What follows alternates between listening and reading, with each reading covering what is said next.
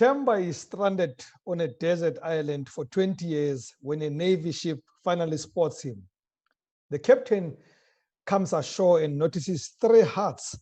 And he asks, what are these hearts used for? Well, Themba says, the one heart on the left is where I live. And the one on the right is where I go to church. So what is the 3rd heart all about? Asked the chairperson. Well, that's the church I used to attend, but I quit. Good evening, folks, and welcome to Talk with Rams Live. Well, I was going to say it's another Wednesday, but I remember it's not a Wednesday. But you know, we were supposed to have Wisdom Wednesday yesterday, but we'll still have it today. So it is Wisdom Wednesday as far as Talk with Rams is concerned. So for us, it's Wisdom Wednesday. It is that time to drink from the well of wisdom that we always provide for you. It remains my privilege and honor to be your host. It remains a labor of love for us to present you this platform, the 30 minutes of powerful digital content on air. We are happy it is working for you, and we promise to do more to stay on message for you.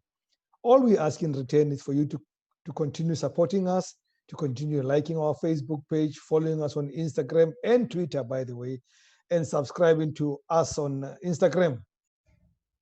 So I think it was on Tuesday, if I remember well, I tweeted my displeasure about the customer service I got from Virgin Active, who debited my account even though my membership is frozen. Every time such cases happen, I realize how important our resident customer service coach is and how his services are so much in need. I wish companies like Virgin Active could call him to save them, which is why I'm excited that he's in the house and he was willing to be postponed yesterday so that he can come in tonight. And first, I'm going to apologize to Coach Thami Banda for last night, but I'm also going to thank him for agreeing to come tonight so that he can help us to talk about incorporating customer service culture in our business. But before I do that, I also want to urge you to participate in this conversation by commentating on Instagram, Facebook, or Twitter. You can also drop us a WhatsApp voice note on 067-271-8239. Please do not call or text. Send a voice note. Jambo mzee. Mambo habari bana. Ijambo mzee, habari nzuri. So I'm so always happy to see you. I don't know why you make me so happy, but I suppose even tonight I'm happier for what you dressed like. You're looking amazing. I like that shirt. Yeah, I am that guy. Of something I'm I that know. guy. I'm that guy. Thank you, Mambo. Thank you very much. Whew. I like the title you came up with, Customer Service Culture. What are we talking about there?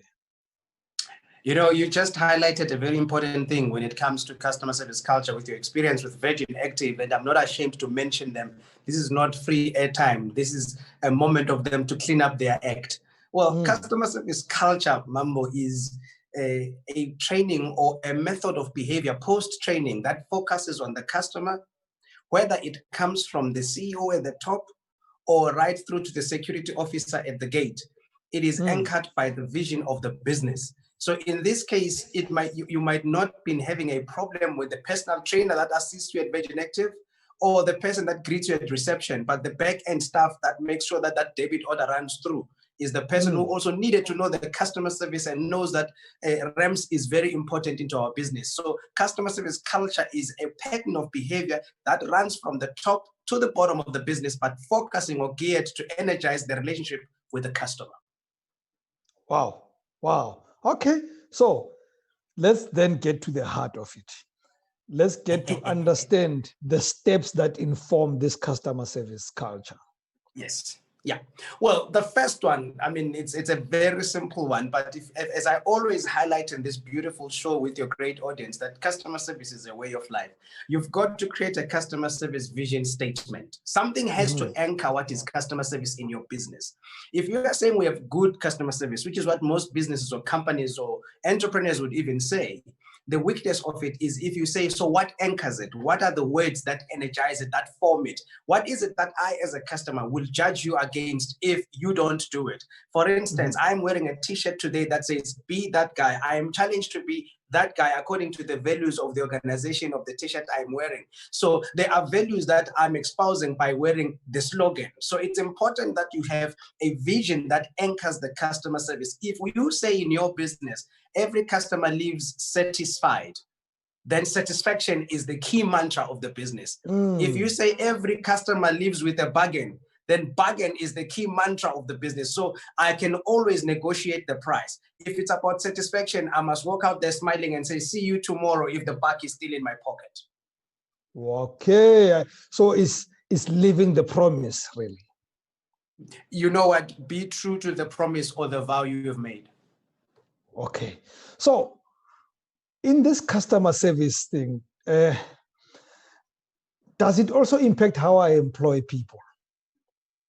It's very, very critical. You know, the question that you're asking, Mambo, and, you know, my conversations with you, and as you said earlier, you smile, you know, when we are going to talk. It's because some of the touch points we discuss on this platform are things we live about daily. Yes. You don't acquire a player who goes to play for Barcelona if he's not into the culture of the team, because there's a pattern of behavior that is within that culture. Across football clubs, they own a certain DNA. So when you are going to hire, you don't only hire because the guy is good, the guy is qualified, the guy, the CV looks excellent. There is a question that you must ask yourself as you make a decision. Is he a fit?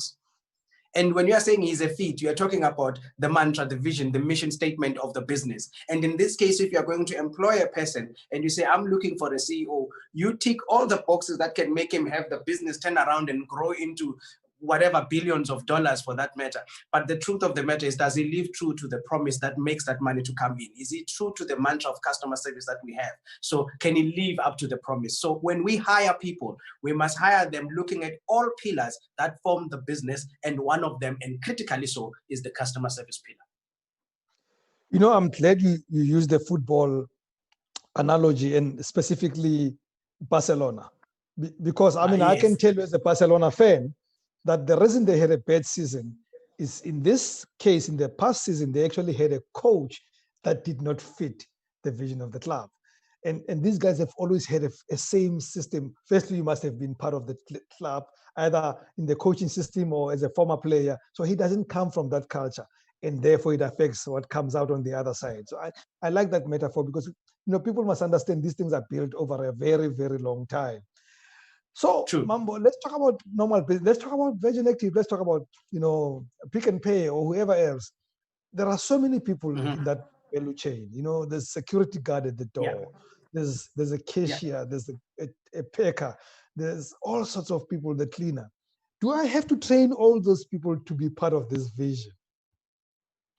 You have to, because the thing is, customer service is human interaction. We once spoke about the digital age, and we said, even in the digital platform, there must still be that warmth of a human touch. So it is human interaction, because why is the customer there to start with? The customer is there to be given a solution. So there is a feel-good factor that is required beyond the satisfaction factor of acquiring a service or a product. A feel-good factor is the human touch.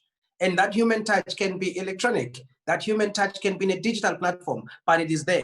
But the satisfaction factor is what the service or the product gives you. So it's important that everybody else gets trained, so that if the receptionist or the front desk officer, as they are delicately called these days, leaves the front desk and the security officer is right there and needs to pick up the phone, he needs to know, what is the first line we use in this business? Why are we using it? What tone does it use? And what is the critical question to ask the person who is on the other line? In some places, we don't need the question that says, how can we help you? We are all not F&B. Some people say, how can we be of service today? Some people say, how can we be a solution today? So in everything that is going to say thereafter, it's anchored by this question that says, I want to be a solution to whatever you will say next. Even if it's just to say, put me through REMS, and you'll say, stay on the line, we certainly shall do so, because you are becoming a solution. That's why it's important to train everybody. You know, I must tell you, today, a lot of brands are going to get free advertising, Because on this particular step that you're mentioning, I'm reminded of something that I always observe at Discam. And I must say I'm impressed. So if I'm at Discam and I ask that I'm looking for a particular medication or vitamin, no, vitamin, the vitamin is what Americans say. We say vitamin. Or I'm looking for a vitamin. tea.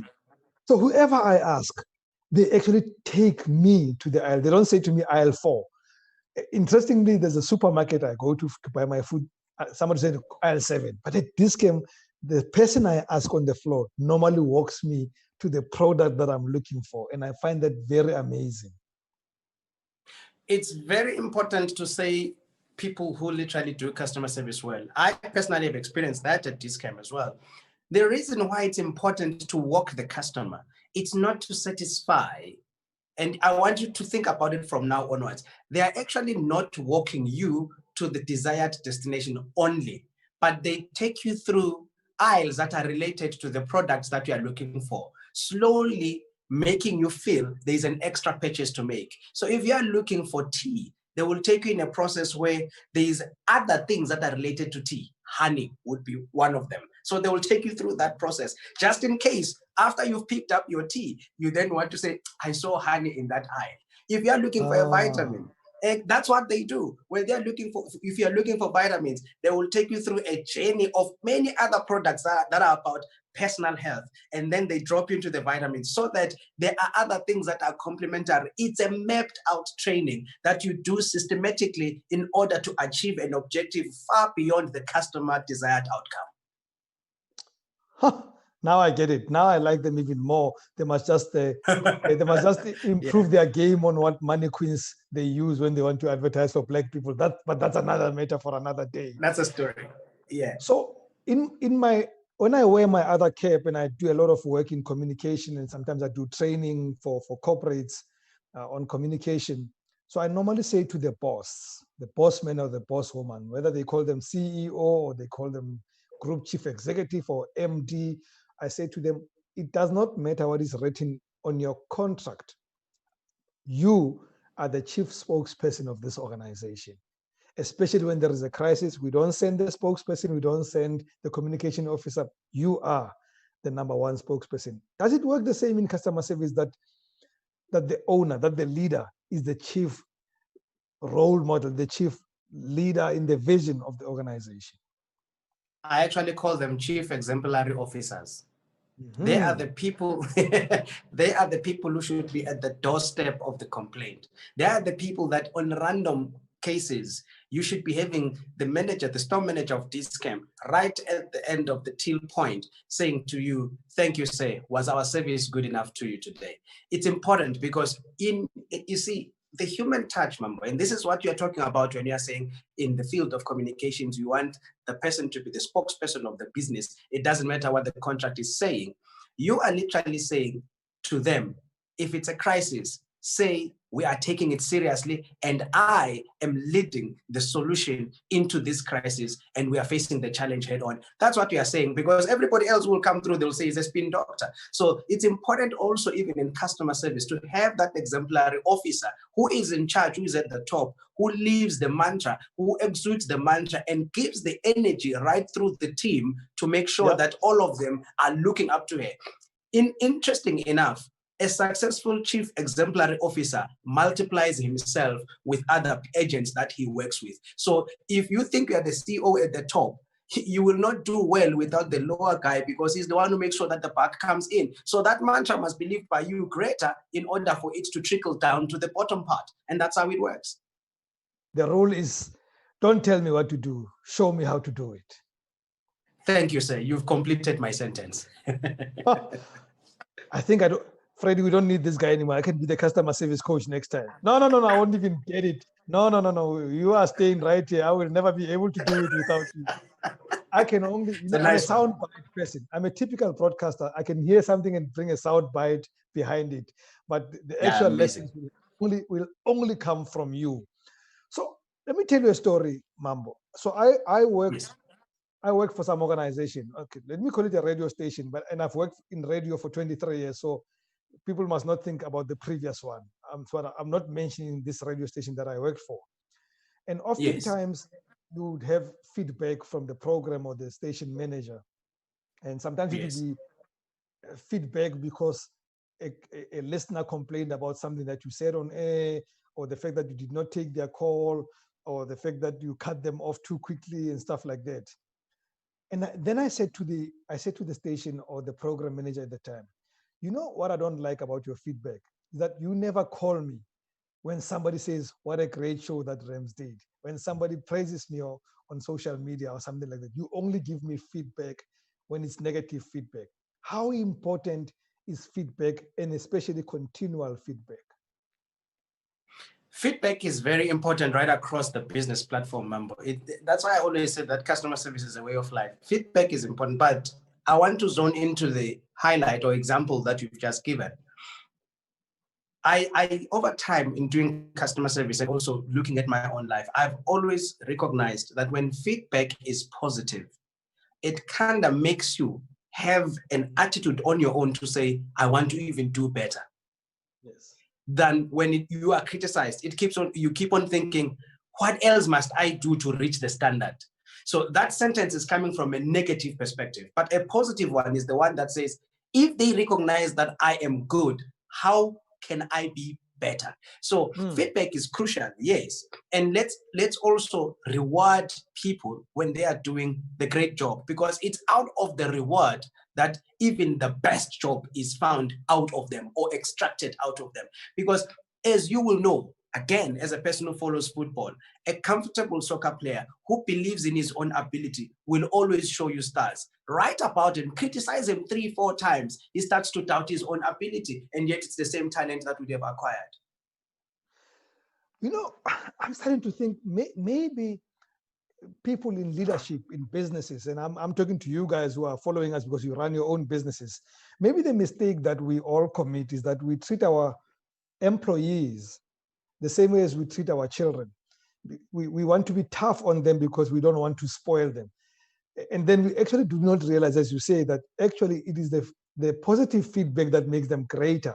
It is not the negative one, because True. when you give a negative one, you actually scare people into a corner of some sorts, and they don't know how to act anymore in future.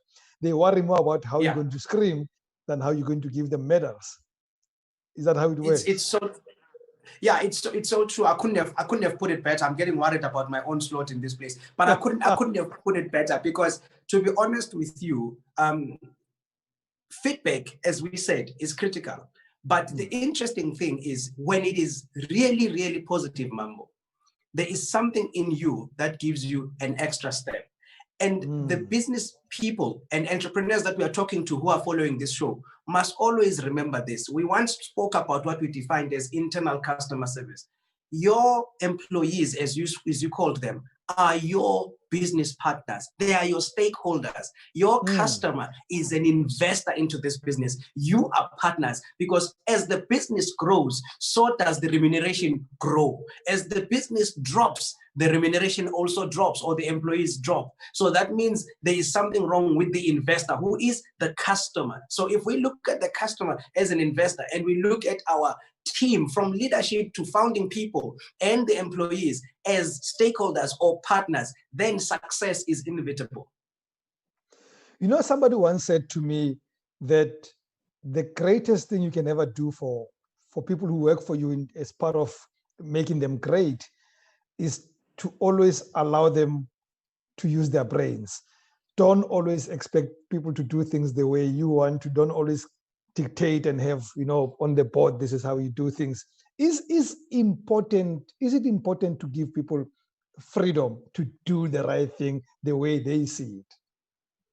It's critical, and it's building up nicely, Mambo, from the point you've just highlighted from a positive criticism. So in this case, it's critical to give them the platform to do the right thing, because you are saying to them, I trust you to make a decision. I'll go back again and say, we once did another show at some point, and we said the customer service practitioner in aisle 7 of Macro is a CEO of that department, is the head Yes. of that department. So if he understands that I'm the chief consultant here, then that person will be having the freedom to do what is right. He can come back to you and say, the way we are merchandising this product is the reason why we are not selling it. If we position it this way because the walkway of customers is this way, it will be recognized quicker. So these are insights that you need, and they are only gathered by the person who's having interface with the consumers. If you deny them the right to showcase their flexibility and their independence in thinking, you are also shooting yourself on the foot in failure to gather possible insights for your business growth. You know, you remind me, because you also mentioned macro. I don't know what's wrong with my eye, but I remember a few years ago, I went to a macro and I was going to buy wine. I had nothing on my mind about what I'm looking for. And this guy then says to me, what do you prefer? And I said, look, you know, truth is I drink all red wine, so I'm not too picky. Then he says to me, okay, in that case, I'm not going to interest you on a specific thing, but I'm going to tell you something very important. Do you know, he says, I'm quoting him, he says, do you know that in 2013, South Africa had the best peak of the red vine, and therefore the wine that came out in 2013 was the best that we have. So if you can get yourself anything of 2013 on the shelves at whatever price, it's a good wine. But if you're interested, I want to show you this Syrah. You know, I don't know where the difference between the Syrah and the Shiraz is, but I know they're related. And he pointed me to this Syrah. To this day, this is like 5 years ago, that's what I drink. I don't get the 2013. Obviously, everybody went to buy the 2013. It's finished now. And they realize that we are all chasing the 2013. But I drink that Syrah. That guy managed to use his freedom to give me a great experience. And I still buy it at Macro. I can find it anywhere else, but I look for it at Macro because of one guy I found on the floor. Consumer insight, consumer information, retention of a consumer, because you are converted now. So that Syrah might be found in any other macro competitor, but the truthful experience that you had there led you to a convention, and now you are a loyalist. And you know now what is interesting? As an advocate of the experience, you are now tempting me to go there, including everybody else who has listened. So that's exactly what happens when you give consumer a customer service practitioner freedom to interact with the consumers at their level. You get insights, you get information, and above all, advocacy and return business. I'll tell you the bad news though. So at this hotel where I am now in Cape Town, I saw they have listed that wine, but it was selling at about 140% more than how much I get it at Macro. I said, I'd rather drink coffee. I'm not drinking this Manswara. I refuse to buy it. Because the hotel's primary business is rest. It's not lifestyle. Yeah. In fact, we will talk about that, because I argue that the hotel's primary business is not even rest. You know, it is not that. I could find that anywhere else. They're selling me an experience. There's so many hotels everywhere. What these guys are selling me is an experience. But we'll talk about that some other day. We'll talk about that some other day. Okay, let's get back to your final point, because after that final point, I want to engage you on something else. The final point is that your counterpart who comes to us on Monday is Dr. Tandos Banda. The other day was talking about, you know, when we were talking about the values of getting to success and what you need, the key definers of success and hunger. He says you must always stay hungry, don't get complacent. Then I said to him, but Dr. T, am I allowed to celebrate success? I know I want to stay hungry. I know I've got this new client and I'm going to work as if they're new every day, but could I just one day pop up that wine from Macro and say, damn, I'm good? And he said, yes. I don't mean that if you are hungry, you don't celebrate success. Does it also work in customer service? It's a way of life. There's no way it wouldn't work in customer service. It's important to celebrate success. And success in business is celebrated in this simple fashion. When doors are closing and you are going to do your check-in or your account balances, celebrate the fact that you opened the whole day. It starts there, because it makes everybody be enthusiastic to come back tomorrow and say, I have a home to go to. It starts there, my brother. It's not on the margins only. By the time we say year-on-year figures are looking like this, that's secondary. The opportunity to just open doors in a climate like this one, even, it is more important. So each and every step of business existence is very important to celebrate. You can park your car as the CEO, knowing that the year-on-year figures were not agreeing to you. But when you meet your people and you open that door, start by saying, it's another opportunity to smash these figures and take it to the top. And you know what? I think I have the right team who can do it with me. When they walk in, they walk with the energy that they left with the day before. So this is a way of life. People end up saying, if my CEO moves to this business, I will rather go with that guy. He knows me. He doesn't know you. He knows how to appeal to you to give the best. And that's why it's important to celebrate every step of success in customer service. Wow. You know, by the way, I experienced that today. So today I'm in Cape Town because I'm working with a client who are in court for some matter. Now, I'm not a lawyer, but I'm there to help them on the reputational issues related to this matter. So at the end, at the end of the proceedings today, when the judge said we adjourned, because today's proceedings pointed to my client making headway, it was as if the judge is veering in their direction. So when the judge said we are adjourned, my client and all the team started to celebrate. They were clapping hands that we are making progress. I had never seen this. These are lawyers. I would have thought these guys, you know, are too confident and pompous not to celebrate these things. They actually celebrated. It's not even the end of the case, but they were clapping. So that's what you're talking about. Yes, I'm talking about that because, I mean, God forbid it goes that way. And even if your client gets sentenced, there's something at the back of their mind that says it could have been worse. And that's what we are looking for, to fight the sentence that says it could have been worse. I've gone through the storm, but it could have been worse. I listen to Dr. Tando's Banda, and I also pick up some of the beautiful things on customer service. As I always say, it's the way of life. He is right by saying, let us celebrate that success, because the only thing you have as a customer service practitioner, as a commodity, is your energy. It's very important. If that energy is destroyed, because energy is part of belief, is part of passion. If that energy is tampered with, you load shed worse than ESCOM. Wow. Wow. Now, one final question. Sure, all sir. the examples that we have used today pertain to these big names that we have mentioned, your Macros, your Pick and Paste and your Discam. But what about, you know, Zoto's Kitchen? What about Rulani's Cakes? What about whoever's Archer? Do they also need these principles in their business? You know, everybody gets, they do. Everybody gets customers that come through more than once in their space. Note those customers down. Have a session with those customers where you invite them. Let's say Rulani's Cakes.